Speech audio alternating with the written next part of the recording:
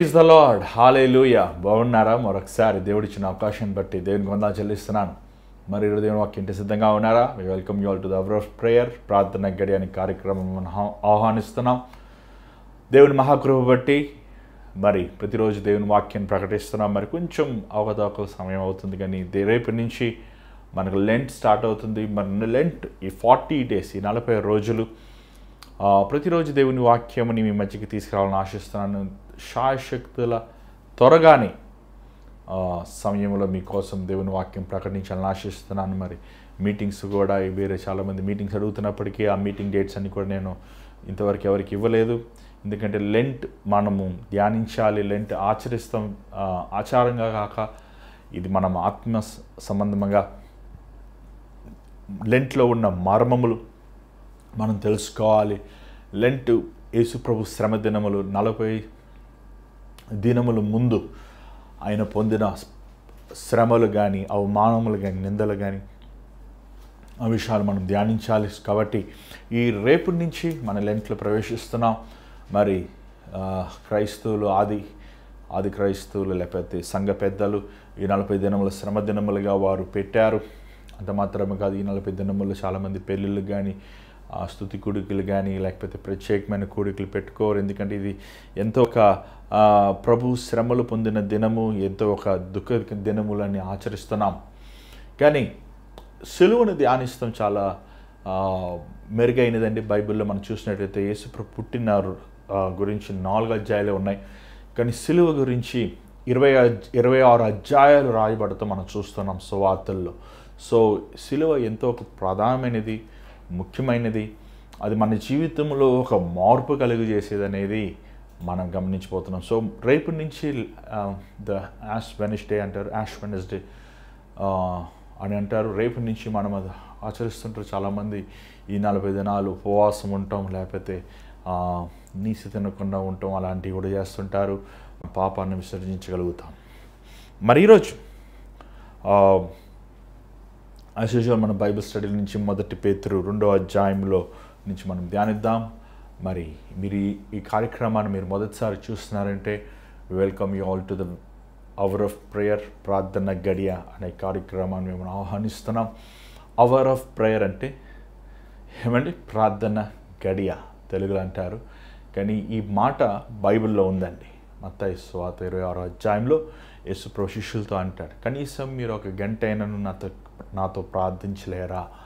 So an hour, ఏమన్నా ఒక గడి అయినను మీరు నాతో ప్రార్థించలేరా అని ప్రభు అన్న మాటని ఇంగ్లీష్లో అవర్ అని ఉంది.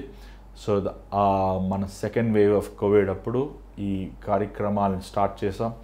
దేవుని మహాకృప బట్టి దేవుడు కొనసాగిస్తానికి కృప చూపిస్తున్నాడు. మరి ఇంతవరకు అనేక అంశాలు మనం బైబిల్ నుంచి ధ్యానించామండి. అనేక మర్మములు, అనేక వాక్యములు ఉన్న విషయాలు మనం ధ్యానించాం. ఎంతోమంది ఎవరి కార్యక్రమం ద్వారంగా మీరు నా పరిచయం అవుతాం, మీకోసం ప్రార్థిస్తాం. మీ వ్యక్తిగత జీవితంలో దేవుడు మీకు ఆశ్చర్యమైన కార్యాలు, ఎన్నో ఆశ్చర్యమైన కార్యాలు, అనారోగ్యాల నుంచి స్వస్థపరుస్తాం. కోవిడ్ సమయంలో దేవుడు మిమ్మల్ని స్వస్థపరుస్తాం, గర్భఫలంలో ఇస్తాం, ఉద్యోగాలు ఇస్తాం, కుటుంబంలో భార్యాభర్తల మధ్య ఏక మనసిస్తాం. ఎన్నో ఆశ్చర్యమైన కార్యాలు. మరి చదువు విషయాల్లో, యుఎస్ వీసా విషయంలో ఎంతో మందికి దేవుడు ఎన్నో విధాలుగా కృప చూపించాడు. నిజంగా కొన్నిసార్లు ఆలోచించినప్పుడు దేవుడు నన్నైనా వాడుకునేది నాకే ఆశ్చర్యం వేస్తుంది. దేవుడు నిజంగా కృప చూపిస్తాం మాత్రం కదా, ఎంతోమందికి మీకోసం ప్రార్థిస్తానికి, మీకు ప్రవచనం ఏమంటే the prophecy to preach what is in God's heart, దేవుని హృదయములో ఉన్న తలంపులు, ఉద్దేశములు మీకు బయలుపరుస్తానికి. ఎంతోమంది గృహం కొనుక్కోవాలనుకుంటున్నాం, ఇల్లు కొనుక్కోవాలనుకుంటున్నాం, స్థలం కొనుక్కోవాలనుకుంటున్నాం, ఇది కొనుక్కోమంటారా వద్దంటారా అని అనేక సలహాలు మీరు అడిగినప్పుడు వాక్యానుసారంగా మాత్రం కాకుండా ఏమన్నా పరిశుద్ధాత్మ శక్తి ద్వారా మిమ్మల్ని మీకు ఏమండి దేవుని చిత్తం బయలుపరుస్తాం. అన్నీ జరిగినాయి. ఎంతోమంది దేవుడు మిమ్మల్ని ముట్టాడు, మేలు పొందారు. దాన్ని బట్టి నేను వందనాలు చెల్లిస్తున్నాను. కానీ మనుషుడు మేలు పొందాక మర్చిపోతారు కదండి. అలా చాలామంది మర్చిపోయారు. సో చాలామంది మేలు అనుభవించాక సేవకుడితో పని అయిపోయిన వెంటనే ఏమండి పక్కన పెట్టేస్తారు. ఉద్యోగం దొరికిన వెంటనే సేవకుని పక్కన పెట్టేస్తారు. మళ్ళీ ఉద్యోగం సమస్య వచ్చినప్పుడు గుర్తొస్తారు. ఏమంటే చీకటి శక్తి నుంచి విడుదల పొందిన వెంటనే అమ్మయ్య అయ్యగారు వందనాలు అని చెప్పి పక్కన పెడుతుంటారు. సో గర్భఫలం విషయములు ఏమైనా అలా దేవుడు కార్యాలు చేశాక ముఖ్యంగా ఎవరో ప్రేయర్ కార్యక్రమం చూస్తూ మానేశారు, కొంతమంది పరిచయం ఉంటూ మానేశారు. వారు చాలామంది ఏమో వారు ప్రార్థనలు చేసుకొని దేవుడు ఇచ్చేసిన విర్రవీగిపోతున్నారు. సో ఏమైనప్పటికీ మనుషులు అలాగే ఉంటారు కదండి, మనుషులు అంటే అలాగే ఉంటారు, మనుషులు ఆలోచనలు అలాగే ఉంటాయి. కానీ దేవుడు ఎప్పుడు విడవడు, ఎడబాయడు. దేవుడు ఎప్పుడు విడవడు. దేవుడిని నమ్ముకున్న సేవకుని దేవుడు ఇప్పుడు విడిచిపెట్టాడు. నిజంగా మనం మనుషుల మీద నమ్ముకుంటే, అరే మనం ఇంత ప్రార్థన చేసామే, ఇంత కష్టపడి వ్యక్తి కోసం ఇంత ప్రార్థన చేసామే, అరే వీరికి కొంచెం కూడా కృతజ్ఞత లేదేంటి అని మనం చూసినప్పుడు మనలో విచారము, నిరాశ వచ్చేస్తుంది. కానీ నేను ఒకటి నేర్చుకున్నాను ఏంటంటే, మనము ఎప్పుడు ఏ మనిషి మీద ఏమంటారు, మనం ఇంత ప్రార్థన చేశాం కాబట్టి ఈ వ్యక్తి మన కృతజ్ఞత కలిగి ఉంటాడు అనటం వల్ల ప్రయోజనం లేదు. మనుషుల హృదయాలు మారిపోతాయి, కానీ దేవుని హృదయం మారదు. దేవుడు తన సేవకుల్ని నమ్మిన వారిని వదిలిపెట్టాడు, నడిపిస్తాడు, లేవనెత్తుతాడు. కానీ ఒకటి నేను గమనించాను ఏంటంటే అండి, నిజంగా దేవుడు అంచెలంచెలుగా ఒక్కొక్క పరిచర్యలో అనేక పరిచయములు, సేవలు, నేను మా చిన్నప్పటి నుంచి నాన్నగారితో పాటు ఉంటూ సేవల్లో నేను పాలు పొందాను.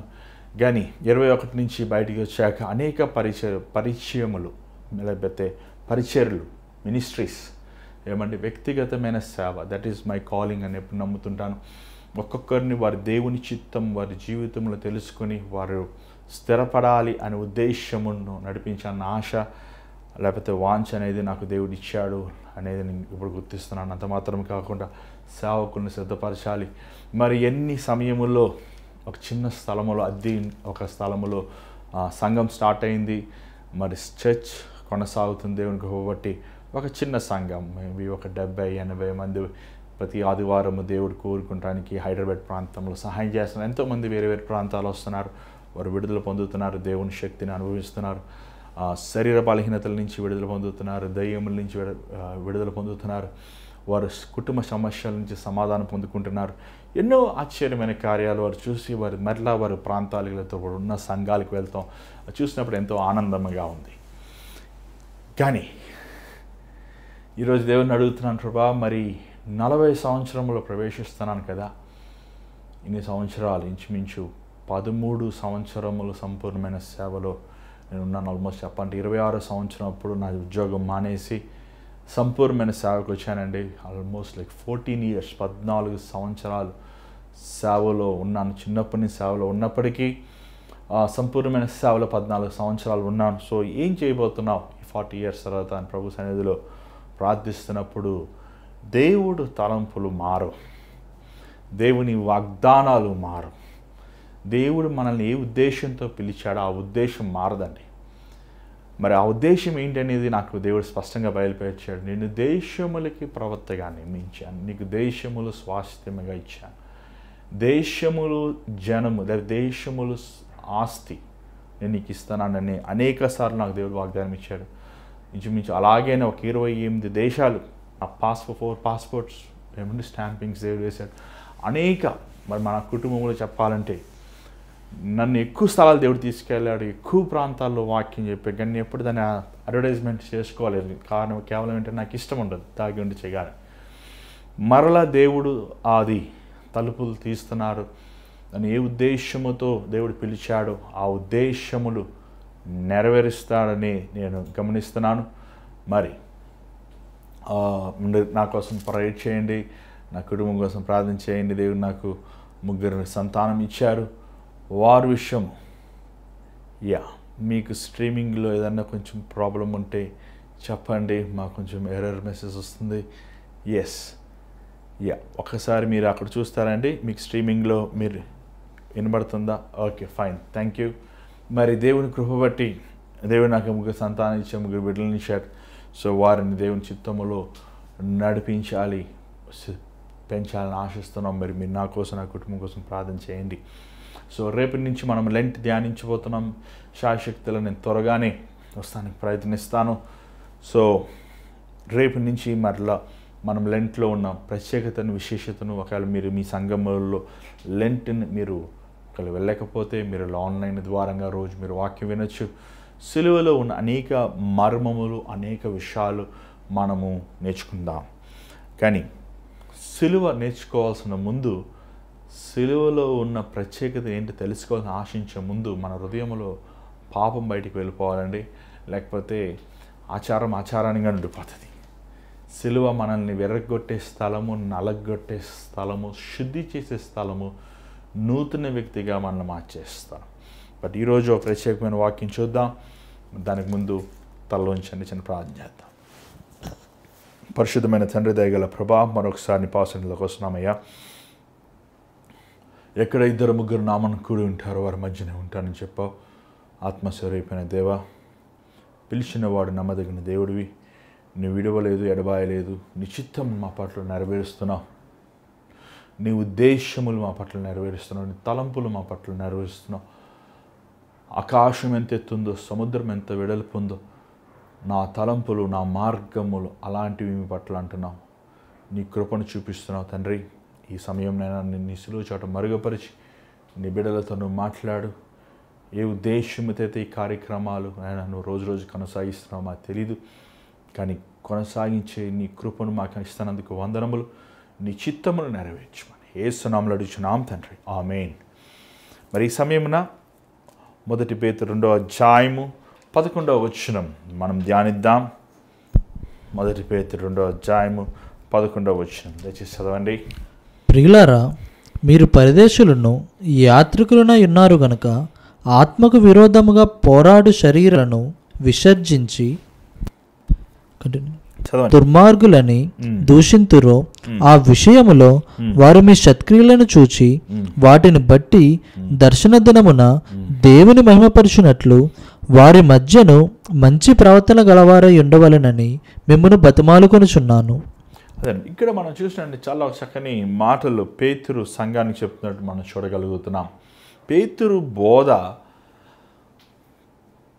పౌలు బోధకి, యాకోబు బోధకి, యోహాను బోధకి, మత్తయి బోధకి పెద్ద వ్యత్యాసం ఏమి లేదు. కానీ మీరు బాగా గమనించినట్లయితే, జాగ్రత్తగా వాక్యం చదివినట్లే ఒక్కొక్క బోధకుడికి ఒక్కొక్క బోధించే విధం ఉంటుందండి. కొంతమంది మంచి కథలు చెప్తుంటారు, కొంతమంది నవ్విస్తూ చెప్తుంటారు, కొంతమంది గద్దిస్తూ చెప్తుంటారు, కొంతమంది సరిదిద్దుతూ చెప్తుంటారు. కానీ పేతురు మనం చూసినట్లయితే తను బోధించే బోధ ఒక తండ్రి తన బిడ్డతో ఎలా మాట్లాడతాడో అలా మాట్లాడుతున్నాడు. సహనముతో ఒక మెచ్యూర్డ్ మెసేజ్ అంటారు సార్ అండి, ఒక పరిపూర్ణమైన వాక్యం, లేకపోతే ఒక అనుభవంతో కూడిన వాక్యం. మరి ఆరోగ్యమూర్తి గారు నేను సేవకు వచ్చినప్పుడు దేవుని సేవకులు ఆరోగ్యమూర్తి గారు నన్ను ఆత్మతో సేవకు ప్రతిష్ఠించారు, అభిషేకించారు. తన పరిచర్య కోసం నిజంగా ఎంత గొప్ప ధన్యత. జూలై 15వ తారీఖు 2010లో నన్ను అభిషేకించారు. అదే రోజు 2011లో ఆయన మరణించారు. సో అయ్యగారు వాక్యములు, మరి ఆరోగ్యమూర్తి అయ్యగారు నాకు చాలా ఇష్టం అండి. ఆయన నాకు అంత ఎక్కువ అనుభవం లేనప్పటికీ కానీ నాకు ఆయన పరిచయం అయినప్పుడు నా మనసు ఆయనతో కలుస్తాం నేను గమనించాను. నన్ను అభిషేకించాక సేవకి ఒక 4 నెలలు లేదా 5 నెలలు అయ్యాక ఒకరోజు నేను అయ్యగారికి ఫోన్ చేశాను, ఆరోగ్యమూర్తి అయ్యగారికి. అయ్యా, మీరు సేవకు నన్ను అభిషేకించారు, కానీ సేవకు నేను మరలా ఉండగలనా లేదా నాకు అనుమానం ఉంది. అంత మాత్రం కాదు, నాకు అంత శక్తి లేదయ్యా, నేను సేవ చేయలేను, నేను వెనక్కి వెళ్ళిపోవాలని నాకు ఆలోచనలు వచ్చేస్తున్నాయి, నేను దేవుని కోసం బ్రతకలేనేమో, నేను అంత పవిత్రుని కాను అని ఒక నేరరూపమైన మనసు ఉందయ్యా అని ఫోన్లో ఏడ్చేశానండి. నిజంగా ఆయన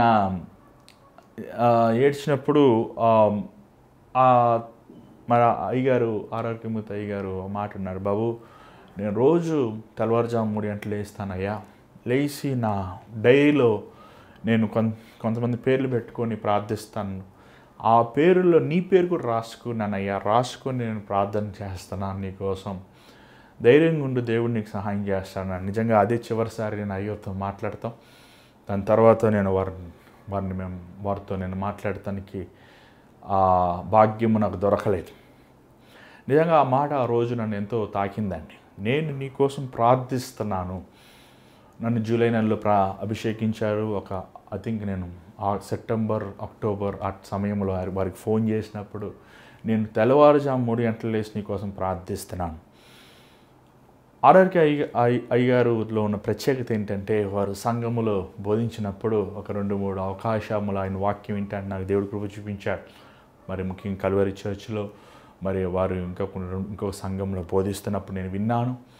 ఒక వచనం తీసుకుని చక్కగా ఒక తండ్రి తన కొడుకుకి చెప్తే ఎలా చెప్తాడండి, ఒక చిన్న పిల్లోడికి ఎలా చెప్తాడు ఒక తండ్రి, అలాగా పిల్లలకి ఎలాగా అర్థమయ్యేలాగా చెప్తారు.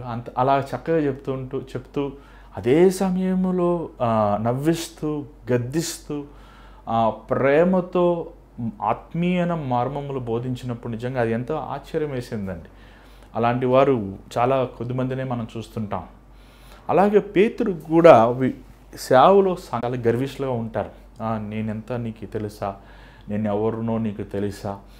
ఏమండి, నేను ఆర్ఆర్కే మూర్తి గారిని మా నాన్నగారు ఇలా సండే రావాలి, మీటింగ్ చర్చికి రావాలి, ఆహ్వానించరా అని చెప్పి నన్ను పంపించినప్పుడు నేను అయ్యగారిని వెతుక్కుంటూ ఒక పుల్లాపురము అని చెన్నైలో ఒక చిన్న స్లమ్ అండి, ఆ స్లమ్లో ఒక ఇంట్లో ఒక చాలా చిన్న ఇల్లు అది. ఆ ఇంట్లో ఒక తట్టులో పప్పన్నం కలుపుకొని వాళ్ళు స్పూన్ పెట్టిస్తే అయ్యగారు తింటున్నారు. ఎంతో ఒక సామాన్యంగా ఎంతో ఒక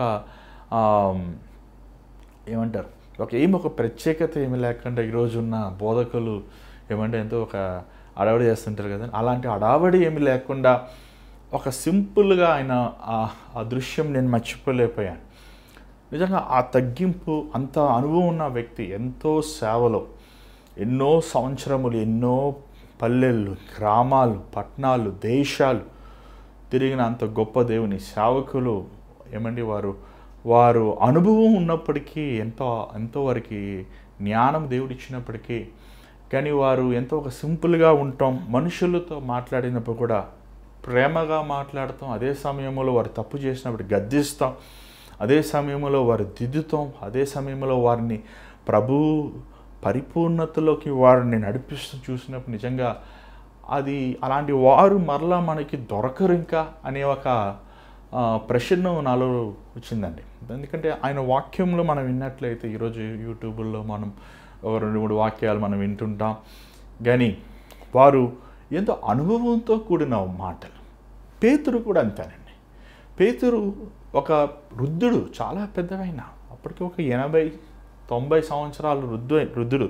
కానీ ఆయన ఏమని పిలుస్తున్నాడు, ప్రియమైన స్నేహితులారా, డియర్ ఫ్రెండ్స్ అని ఉంది ఇంగ్లీష్లో, స్నేహితులారా ఏమండి అంటూ నేను మిమ్మల్ని ఏమంటే ఆ మాట మరి చదవండి, 11వ వచనం ఒకసారి చదువుదాం.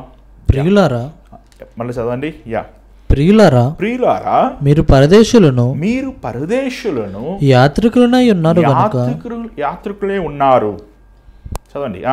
గనుక ఆత్మకు విరోధముగా పోరాడు శరీరాశలను విసర్జించి అన్యజనులు మిమ్మల్ని ఏ విషయములో దుర్మార్గులను దూషింతురో ఆ విషయములో వారు మీ సత్క్రియలను చూచి వాటిని బట్టి దర్శన దినమున దేవుని మహిమపరచునట్లు వారి మధ్యను మంచి ప్రవర్తన గలవారై ఉండవలెనని మిమ్మల్ని బతిమాలుకొనుచున్నాను. అంత పెద్ద సేవకుడు పేతురు, ఆది సంఘములో సంఘం నాయకుడు పేతురు గారు. ఏరా నేను చెప్తున్నాను వినండిరా, పనికిమాలలో దుర్మార్గులారా, ఏమంటే దబాయిస్తలేదు, అక్కడ బతిమలాడుతున్నాడు, వేడుకుంటున్నాడు. ఒక వ్యక్తి క్రీస్తుతో నడుస్తున్నప్పుడు అండి, ఒక వ్యక్తి క్రీస్తు స్వరూపములో తను జీవిత యాత్రను కొనసాగుతున్నప్పుడు వారు ఎంతో దీనత్వం అనే ప్రభు స్వభావం కలిగి ఉంటారు. పేతురు అలాంటి వాడు కాదు. యాక్చువల్ ప్రభు చూస్తున్నాం మనం తొందరపాటు పడుతుంటాడు, కానీ అదే పేతురు అంటున్నాడు ఏమనంటే, మీరు పాప స్వభావం నుంచి మీరు విడుదల పొందాలి. అన్యజనులను కాకుండా సంఘములో ఉన్న వారిని చూడండి, ఇది చాలా ముఖ్యమండి. సంఘము ఎప్పుడు ఒక వ్యక్తి కట్టలేడండి. చేపలు పట్టేవారు ముందు సముద్రంలోకి వెళ్ళి చేపలు పడతారు. పట్టాక కొంతమంది ఏం చేస్తారు తెలుసా, జాలర్లు ఆ చేపలను తీసుకొచ్చి అది వేరు చేస్తారు. కొంతమంది ఏం చేస్తారు తెలుసా, ఆ వాళ్ళను శుభ్రం చేస్తారు. చేపలు పట్టిన జాలరే అమ్మేసుకోడు, అక్కడే వెళ్ళి అన్నీ వాళ్ళు టీమ్గా వర్క్ చేస్తారు. కొంతమంది ఏం చేస్తారు, దాన్ని వెళ్ళి వాళ్ళు అమ్ముకుంటారు, మళ్ళీ ఆ డబ్బులు తీసుకుని వస్తారు. ఏమో అలాగే పరిచయం కూడా అంతే. నేనే కనబడాలి, నేనే పాడుకోవాలి, నేనే వాక్యం చెప్పుకోవాలి, నేనే అంతా అది కాదు. It's a team work. పేతురు ఉన్న ప్రత్యేకత ఏంటంటే సంఘము కట్టే విషయంలో ప్రభు అన్నాడు కదా, నువ్వు సంఘము నీ మీద సంఘమును బలపరచాలి. సంఘములో ఉన్న బలహీనమైన వారిని, సంఘములో ఉన్న గాయపడిన గొర్రెలని, ఆత్మీయంగా దిగజారిపోతున్న గొర్రెలని పట్టించుకోవాలి. సంఘములో ఉన్న వారిని హెచ్చరించాలి. ఎప్పుడైనా మనకి పోటీ ఉంటేనే కదండి మనం కొంచెం చాలాసార్లు పిల్లలు చూడండి తినేటప్పుడు పోటీ పెడతానరా, ఎవరు ఫస్ట్ ప్రైజ్ వస్తారో నేను వారికి బహుమానం ఇస్తాను అంటాం కదండి. అలాంటప్పుడు పిల్లలు వెంటనే తింటుంటారు. అలాగా ఏమంటున్నాడు, మీరు మీ సత్క్రియలను చూసి ప్రభు వచ్చినప్పుడు అన్ని జనులు ఇది యేసు ప్రభు వెంబడించే వారి జీవితం మనస్తత్వం ఉన్నప్పుడు మనం అన్యజనుల ముందు ఎలాగున్నాం తెలుసా, మనము దేవుని నామాన్ని అవమానించినట్లు ఉంటున్నాం. సంఘములో ఉన్న సంఘస్థులు ఏం చేయాలి తెలుసా, ఒకరి బలహీనతలు ఒకరు కప్పుకోవాలి, ఒకరి కోసం ఒకరు ప్రార్థించాలి, ఒకరిని ఒకరు లేవనెత్తుకోవాలి, ప్రోత్సాహపరచుకోవాలి, ఒకరిని ఒకరు బలపరచాలండి. అది చాలా ముఖ్యం. సంఘములో ఏక మనసు లేనప్పుడు అక్కడ పరిశుద్ధాత్ముడు లేడన్నమాట. పేతురు తన సందేశముల్లో ఏమంటున్నాడంటే చూడండి, 13వ వచనం చదవండి ఒకసారి, కూడా చూసుకోవాలి. ఈరోజు సంఘములో మనం అధికారులకి లోబడాలి. హ్యూమన్ అథారిటీ అన్నది ఇంగ్లీష్లో.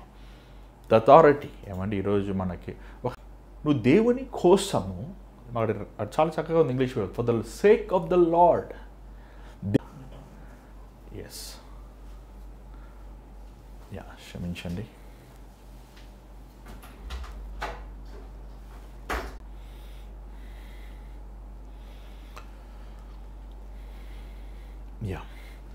క్రైస్తవులు ధర్నాలు చేస్తాం, క్రైస్తవులు ప్రొటెస్ట్ చేస్తాం. ఇది ఎంతవరకు కరెక్ట్ అనేది నాకు తెలియలేదండి. ఎందుకంటే ఇక్కడ మనం చూసినట్లయితే దేవుని వాక్యానుసారంగా మనం అధికారములకి మనం లోబడాలి. ఇంగ్లీష్ బైబిల్ ఇంకా బాగుంది, supreme authorities, governors and who are sent by him to punish those who do wrong. ఎవరు చేస్తే తప్పు చేస్తే ఎవరంటే మనల్ని శిక్షించేది లా అండ్ ఆర్డర్ కదండి. ఈ శిక్షించేవారు మనం లోబడాలి. ఒక క్రైస్తవుడిగా మనము దేవుడిచ్చిన అధికారులు, వారు దేవుడు వారికి అధికారం ఇచ్చాడు.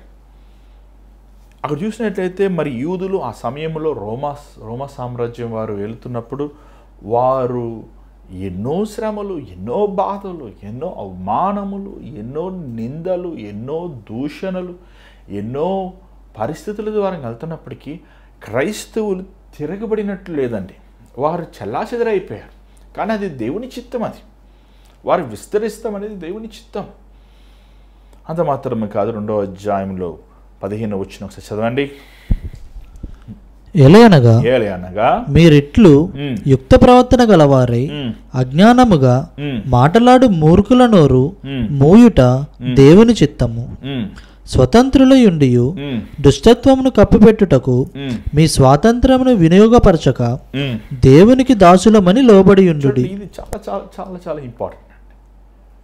ఈరోజు దేవుని బిడ్డలు అంటున్నారు. మొన్న ఎవరో ఒక అధికారి, నేను దేవుని బిడ్డనండి, సంతోషం, కానీ ఒక చిన్న సమస్య వచ్చిందండి, ఏమైందండి, నేను ఒక దొంగ సిగ్నేచర్ వేసాను, నన్ను సస్పెండ్ చేసేసారు, లేకపోతే ఈరోజు ఎంతమంది ఇలాగా తప్పు జరిగినప్పుడు తప్పుడు సారంగా వెళ్తాం, లంచము తీసుకుంటాం. దేవుడు మనకు స్వతంత్రం ఇచ్చాడు. ఈ స్వతంత్రము దేనికోసం మనం చేయాలి, దేనికోసం వాడాలి? సత్యం మాట్లాడాలి, సత్యాన్ని పలకాలి. చాలామంది మనసులో ఒక ఆలోచన, బయట ఒక మాట.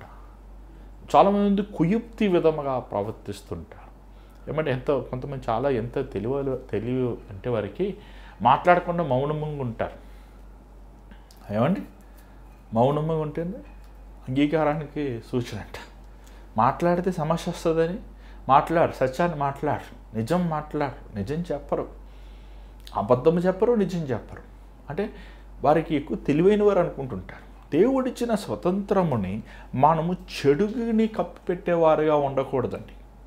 దేవుడిచ్చిన స్వతంత్రమును మనము సత్యమును ఉన్నట్టు జీవించాలి. అది చాలా కష్టం. అది అంత మాత్రమే కాదు. 17వ వచనం చూడండి, ఇది చాలా ముఖ్యమైన పాయింట్. దయచేసి మీరందరూ చూడండి, చదవండి. అందరిని సన్మానించుడి. Know what is the meaning of sanman? Respect. అందరినీ సన్మానించండి. ఈరోజు మన సంఘములో సంఘములో తోటి సహోదరుని, తోటి సహోదరుల్ని నువ్వు గౌరవించి మాట్లాడుతున్నావా? ఏమంటే ఈరోజు సేవకుని గౌరవించి మాట్లాడుతున్నావా? తోటి విశ్వాసిని గౌరవించి మాట్లాడుతున్నావా? ఈరోజు ఇతర వ్యక్తిని నువ్వు గౌరవించలేకపోతే దేవుని నువ్వు ఎలా గౌరవిస్తావు? చాలాసార్లు ఈ గర్విష్ఠులు ఉంటారండి. వీరు ఎవరిని గౌరవించరు, వీరు వారినే గౌరవించుకుంటారు. మేము అనుకుంటుంటారు, నేను అంటుంటారు. లేకపోతే నేను అది చేశాను, నేను ఇది చేశాను. ఏమండి, వారు గొప్పవారు చెప్పుకుంటుంటారు.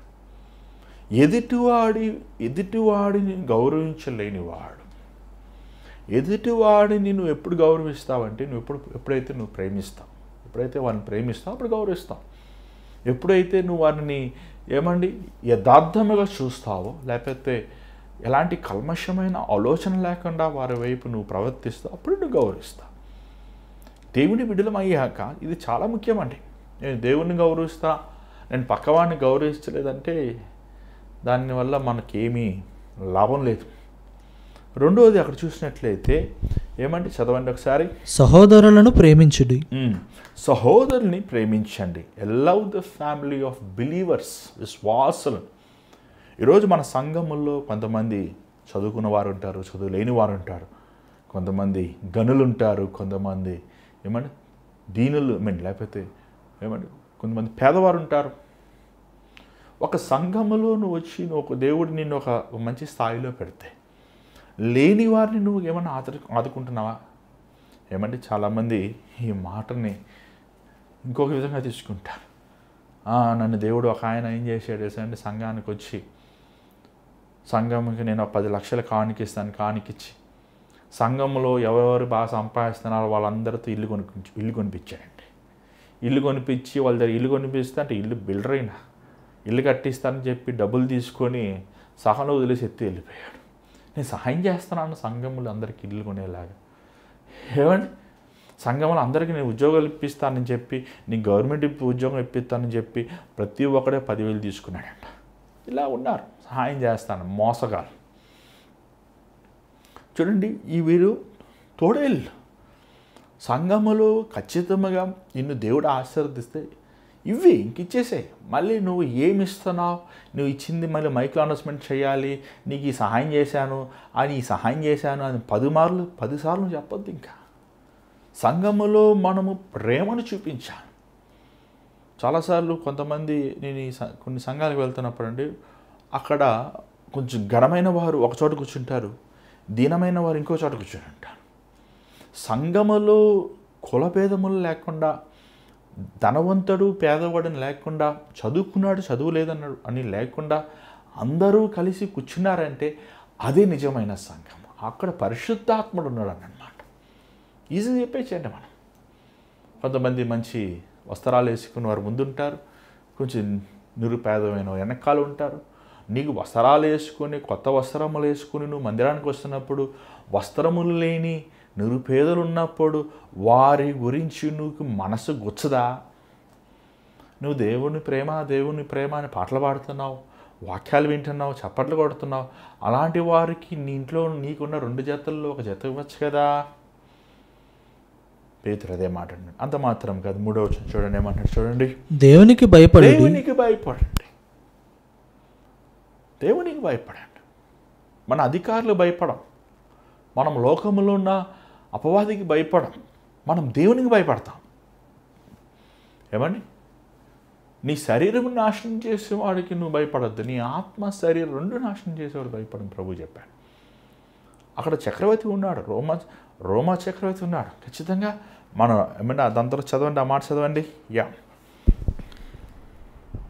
రాజును సన్మానించుడి. రాజుని సన్మానించండి. రాజుని భయపడ అవసరం లేదు, సన్మానించండి, దేవునికి భయపడండి అని చెప్పుకుంటూ మనం కొంచెం ముందుకు వెళ్దాం. మనకి కొంచెం సమయం 23వ వచనం చదవండి. ఆయన దూషింపబడి బదులు దూషింపలేదు, ఆయన శ్రమ పెట్టబడి బెదిరింపక న్యాయముగా తీర్పు తీర్చు దేవునికి తన్ను తాను అప్పగించుకొనెను. ఇది ఒక చాలా చక్కని మాట మన ప్రభు మనకు తెలియపరుస్తున్నాడు. యేసు ప్రభు దూషించబడి అవమానించబడి, మేబీ ఈరోజు ఈ మాటలు చాలామందికి అసలు బైబిల్లో ఉన్నాయా లేవా అని కూడా డౌట్ వస్తాయండి. అంటే వింటలేదు, ఈరోజు బోధకులు కూడా అలాంటి వాక్యాలు బోధిస్తలేదు, ఎందుకంటే మనుషులకి అది అనుకూలంగా లేవు. ఎందుకంటే ఎక్కడ చూసిన self respect, self esteem, self confidence, ఈ సెల్ఫ్ గురించి అంత సెల్ఫ్ మోటివేటెడ్ మెసేజెసే, సెల్ఫ్ మోటివేషన్ స్పీకర్సే. క్రీస్తుని బోధించే సేవకులు కానీ చాలా తక్కువ మంది ఉన్నారండి. ఇక్కడ యేసు ప్రభు అవమానించబడ్డాడు, నిందించబడ్డాడు, దూషించబడ్డాడు, అపహసించబడ్డాడు, చూడండి, ఇది అంత ఈజీ కాదండి నిజంగా. మన వాడు కొడుతుంటే, ఒకడు మనల్ని తిడుతుంటే, ఒకడు మనల్ని అవమానిస్తుంటే మన రక్తం ఉడికిపోతుంటుంది, అంతే కదండి. కానీ ఆ ఉద్రేకములను నువ్వు ఆధీనములో ఉంచుకొని కోపం బదులు మళ్ళీ నువ్వు సహనముతో ప్రేమగా నువ్వు మాట్లాడగలిగితే నీకు 100/100 మార్క్స్. క్రైస్తవ జీవితము, క్రైస్తవ విశ్వాసము, ఈ పరీక్షలన్నీ ఎందుకంటే మనము క్రీస్తు స్వరూపములో రావాలని. చాలాసార్లు అడుగుతుంటాం, ఎందుకు ప్రభా ఇన్ని శోధనలు, ఎందుకు ప్రభా ఇన్ని శ్రమలు, ఎందుకు ప్రభా ఇన్ని బాధలు, ఎందుకు ప్రభా ఏమన్నా అందరూ మనకి విరోధం అయిపోతుంటారు, అన్ని పరిస్థితులు విరోధం అయిపోతాయి. మనం అనుకుంటే అసలు ఏంటి నేను తప్పు చేశాను. చాలాసార్లు కొంతమంది ఫైర్ అయిపోతుంటారు, ఏమంటే కోప్పడిపోతుంటారు, అడిచేస్తుంటారు, లేకపోతే వారి మీద వీరి మీద కేకలు వేస్తుంటారు. చూడండి, దేవుడు అనుమతిస్తున్నాడు.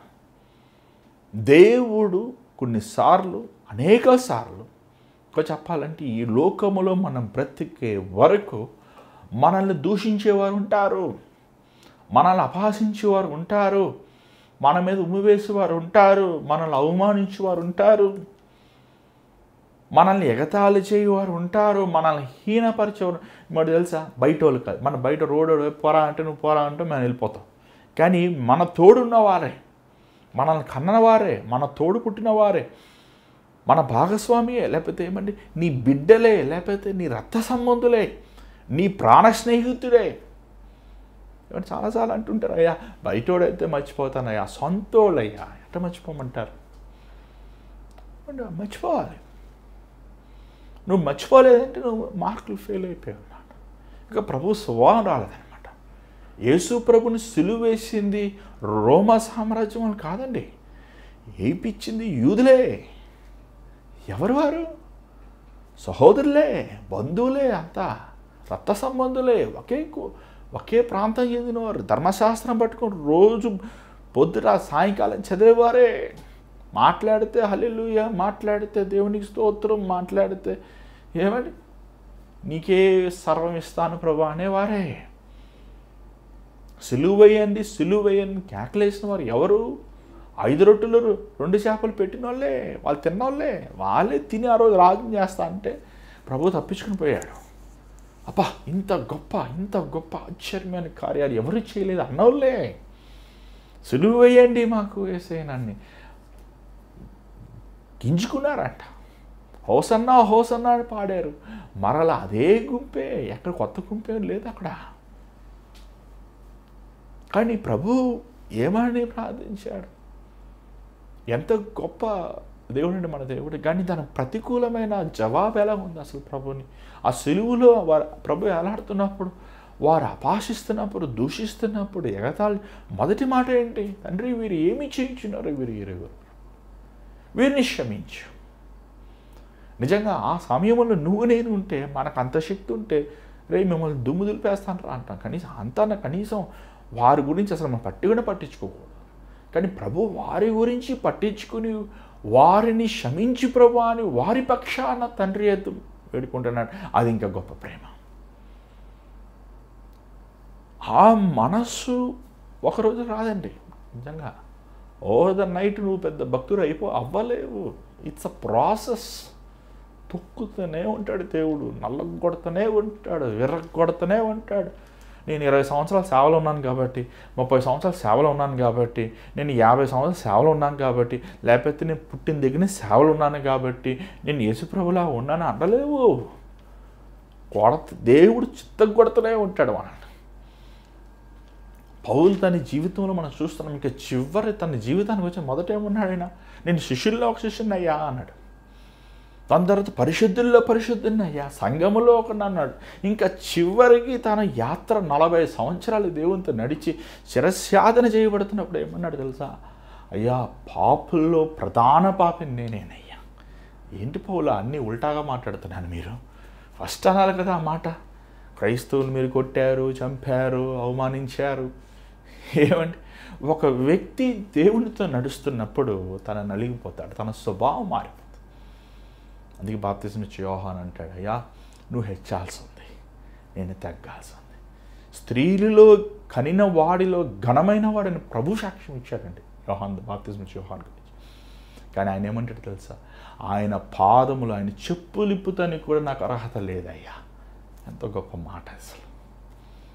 దేవునితో మనం నడుచున్నప్పుడు ఇట్ ఈస్ నాట్ అంత బోధించే, లేకపోతే వినే, లేకపోతే ఒకరోజు పాటించేంత ఈజీ కాదండి. మనలో ఉన్న అహము, గర్వము, స్వార్థము.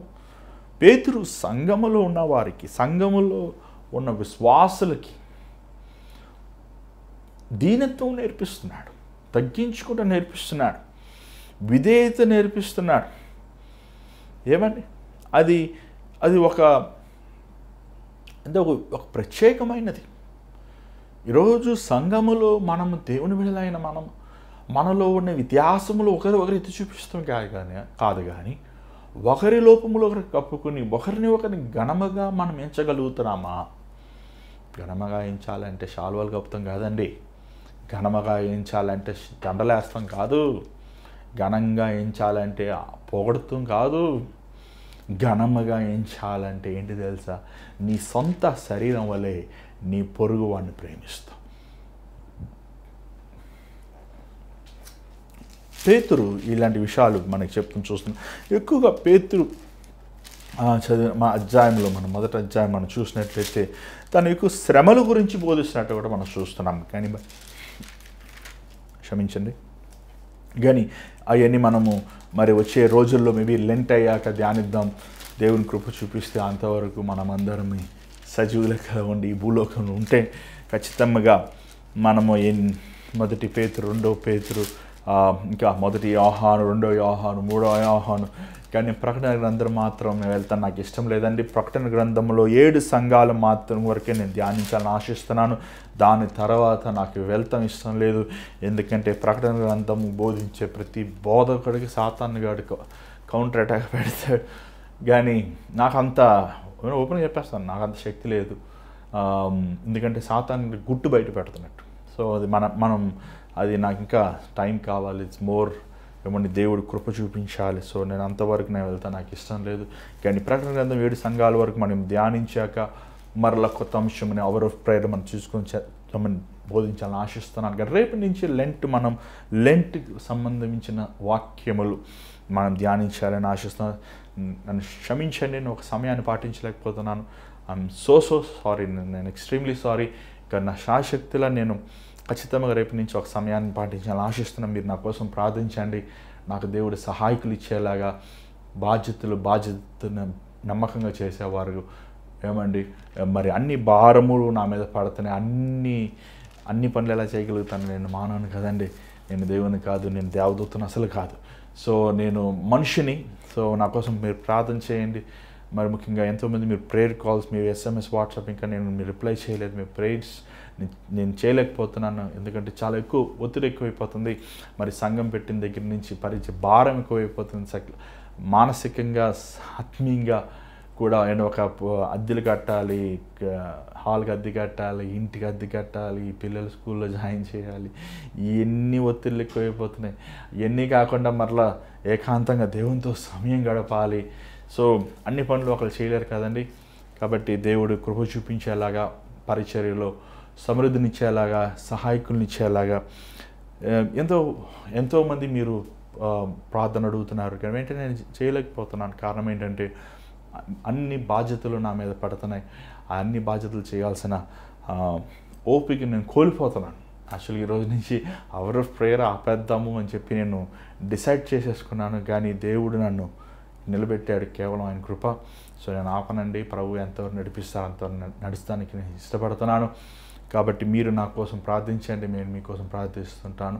సో మీరు ప్రేయర్స్ కాల్స్ చేసినప్పుడు, మీరు SMSలు చేసినప్పుడు, వాట్సాప్ చేసినప్పుడు, ఒకవేళ మీకు ఎత్తలేకపోతే మీరు కోప్పడద్దు. నేను ఖచ్చితంగా మీకోసం ప్రార్థిస్తున్నాను. ఖచ్చితంగా నేను మీకోసం మొరపెడుతున్నాను. నాకు దేవుడు నా 3 పిల్లల్ని ఇచ్చాడు. ఇంతవరకు నేను వాళ్ళ స్కూల్లోనే జాయిన్ చేయలేదండి. సో ఈరోజు నేను వాళ్ళ స్కూల్స్ వెతుకుతానికి వెళ్ళాల్సి వచ్చింది. సో మళ్ళీ రేపు కూడా వెతకాలి. సో ఈ విషయంలో దేవుడు కృప చూపించేలాగా మీరు అందరూ అనుకుంటారేమో, మీకేమండి జయపాల్ గారు అబ్బాయి అనుకుంటారేమో. మా నాన్నగారు 52 సంవత్సరాలు పరిచర్య చేశారు. ఆయన 52 సంవత్సరాల ముందు ఆయన స్థితి ఎలా ఉందో, ఏ రోజుకి విశ్వాసం ఆ రోజే. దేవుడు అలాగే మమ్మల్ని కూడా నడిపిస్తున్నాడు. నిజంగా అలాంటి పోరాటం ఉండాలండి. అలా పోరాటం ఉంటేనే అలాంటి పరిస్థితులు మనం ఎదుర్కొన్నప్పుడే దేవునికి నమ్మకంగా ఉంటాం. అలా లేకపోతే, ఎందుకంటే డబ్బు చాలా డేంజర్ అండి. డబ్బు ఎక్కువైపోతే దేవుడు మర్చిపోతారు, వాళ్ళే దేవుళ్ళు అయిపోతుంటారు. సో శ్రమలు ఉండాలి. అప్పుడే శ్రమలు ఉంటేనే కదా మీకు అనుభవంతో కూడా ఇంకా నా వాక్యం ఇంకా బాగా చెప్పగలుగుతాను. కానీ మీరు ప్రార్థన చేయండి, దేవుడు ఎన్నిట్లో కృప చూపించేలాగా. మరి రేపు నుంచి లెంట్ డేస్ మనం లెంట్ సందేశాలు నేను మీకు బోధించాలని ఆశిస్తున్నాను. మీరందరూ దయచేసి ఒక సమయాన్ని నేను బహుశా 7 గంటలకి ప్రతిరోజు మీకు వాక్యాన్ని బోధించాలని ఆశిస్తున్నాను. మరి ఆ విషయం మీరు గమనించండి, నా కోసం మీరు ప్రార్థన చేయండి. మరి ఇప్పుడు చివరిగా ప్రార్థన చేసుకుందాం. దయచేసి స్థాయిలో ఉంచండి. పరిశుద్ధమైన తండ్రి దయగల ప్రభా, అవును నాయన, నువ్వు మా పట్ల ఎంత కృప కలిగిన వాడు, కనికరం కలిగిన వాడు. అయ్యా నీ వాక్యంలో సెలవిచ్చినట్లు వీరు బహుగా కష్టపడి, అయ్యా బహుగా వీరు కష్టపడి ఇక్కడికి వచ్చారు అంటున్నావు నాయన.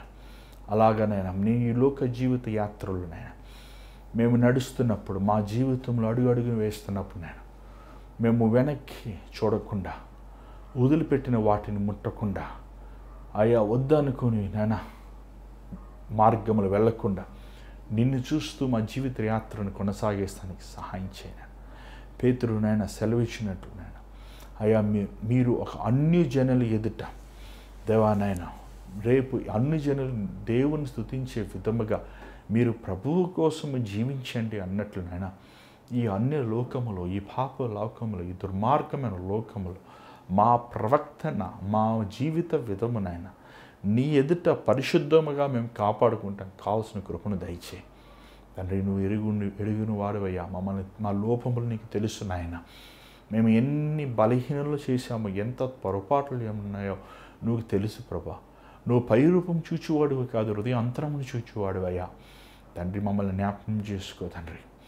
తండ్రి మమ్మల్ని శుద్ధి చేయి ప్రభా. మమ్మల్ని కడుగు నాయన. మాకు ఏక మనసుద ఇచ్చే ప్రభా. చంచల బుద్ధి నుంచి తీసివే ప్రభా. కక్కిన వాటిని మరలా ముట్టకుండా అయ్యా మా జీవితం నాయన సిలువ ఎద్దుకే ముందుకి కొనసాగిస్తానికి సహాయం చేయి ప్రభా.